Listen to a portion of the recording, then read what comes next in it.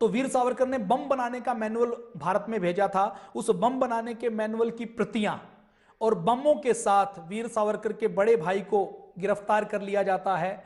8 जून 1909 में उनको काले पानी की सजा दे दी जाती है। अब 8 जून 1909 में उनकी काले पानी की सजा से पहले हम इंडिया हाउस और लंदन में वीर सावरकर ने और क्या क्या काम किए उसकी हम बातचीत करते हैं। 1909 में इंडिया में जज जैक्सन की हत्या हो जाती है और जज जैक्सन की हत्या के बाद उसके हत्या में जो हमारे क्रांतिकारी कनेरे जी हैं उनको गिरफ्तार कर दिया जाता है।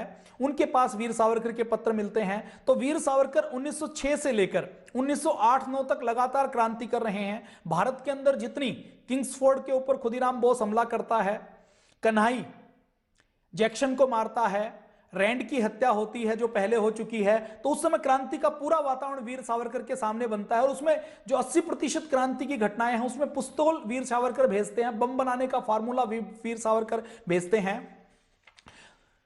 तो वीर सावरकर ये सब करते हैं। तो ये सब करते करते वीर सावरकर जब लंदन में रहते हैं तो लंदन में रहते हुए 1907 में एक बड़ा काम वीर सावरकर और करते हैं। वो बड़ा काम क्या करते हैं? 1857 की क्रांति के बाद 1 मई को 1907 में, हर साल 1 मई को लंदन में, ब्रिटेन में अंग्रेज अपना विजय दिवस मनाते थे। वो विजय दिवस क्या मनाते थे? वो रानी लक्ष्मीबाई, तात्या टोपे, नाना साहब और 1857 की क्रांति को ये मानते थे कि ये सिपाही विद्रोह था, ये गदर था जिसको हमने दबाया था। तो विजय दिवस के रूप में 1 मई को वो पूरे लंदन में फंक्शन करते थे।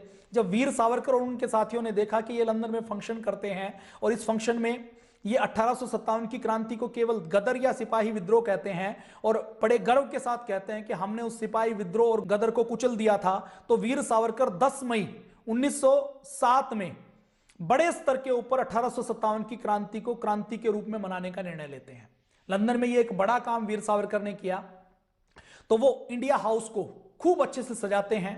जितने वहां पर भारतीय रहते हैं, जिनको उन्होंने वहां की सोसाइटी से, संगठन से जोड़ा है, उनको वहां पर अपने पास बुलाते हैं और 1857 की क्रांति के जो रानी लक्ष्मीबाई के, तात्या टोपे के, नाना साहब के, इन सब के बड़े बड़े चित्र लगाते हैं।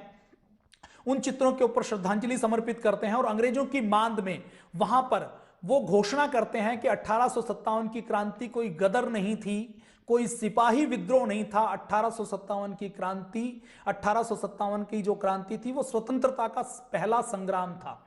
और वीर सावरकर इसमें अपना ओजस्वितापूर्ण भाषण देते हैं। जो नए भारतीय वहां पर आते हैं वो भी उसमें भाग लेते हैं और भाग लेते हुए वो सब इन सारी चीजों को करते हैं।